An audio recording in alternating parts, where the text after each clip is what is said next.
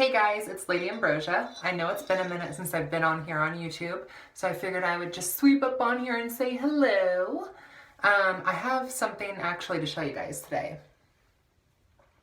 So, if you've been kind of keeping up with me via social media and YouTube and Facebook, I have been talking about how I would really like to start incorporating more male energy into my practice, because this entire time I've been very, very goddess focused. And not that my practice is Dianic in any means, I just haven't really felt connected to the sacred masculine in any kind of specific way. I have, there's been several deities that I have kind of learned about and tried to better understand, but I haven't really found one that I really resonate with.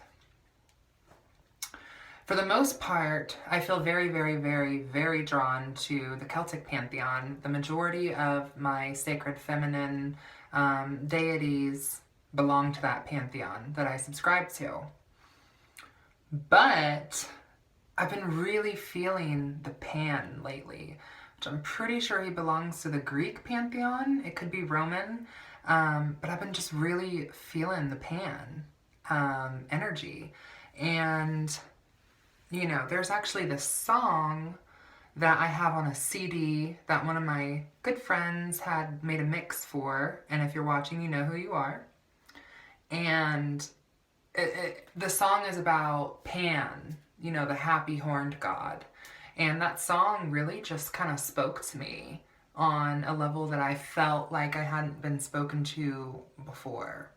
So I decided to kind of channel that and just put my intention out there that, this is what I want. I want to invite the sacred masculine into my working, and I want to better understand the sacred masculine to also better help me understand myself, considering that we all have feminine and masculine within us. And in order for me to be, I feel like in order for me to be my truest self, and in order for me to be my most enlightened self, and in order for me to fully understand myself, I need to be in touch with both sides of who I am. Because I don't believe that anyone is just super totally femme or super totally masculine. I think that most people fall within a gray area. So, okay, going back to that, I set my intention and, I called out to Pan, and I was like, Pan, I'm really feeling you. I'm really vibing with your mythology.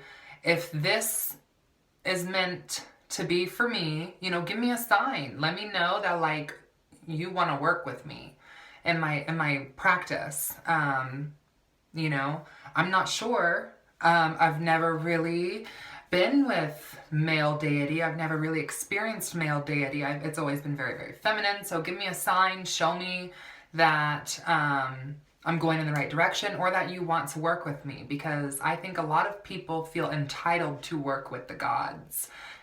And it's my opinion that I don't think that every god is willing to work with you. So I didn't want to be insulting and just assume that I have privilege and right to work with Pan. So I asked, and I meditated on it, and I set my intention, I did my candle magic, and I put that message out there.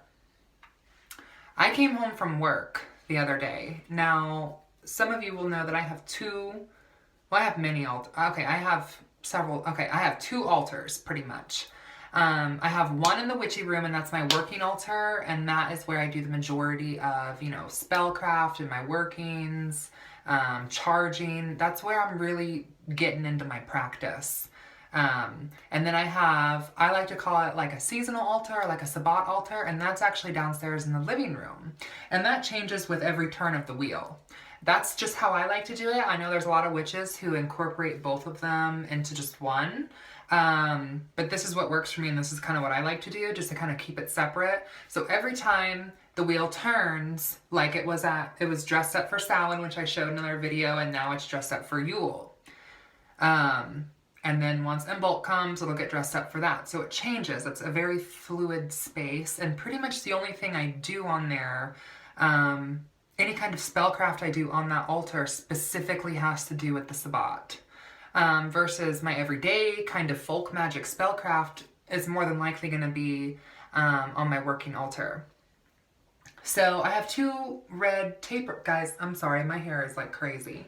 I have 2 red taper candles on the altar. And I'm going to show you, and they both look like this, okay?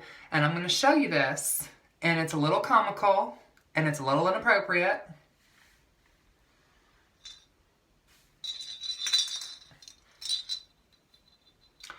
So let me take the stand off of this. Okay, so this candle used to be obviously a straight up and down taper candle.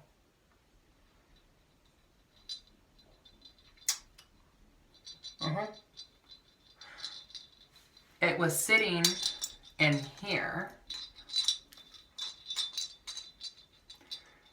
And it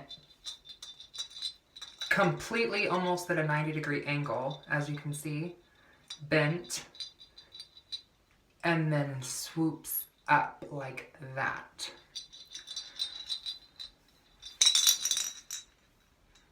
Now, I don't think I really need to go into a whole lot of detail with what I think this looks like.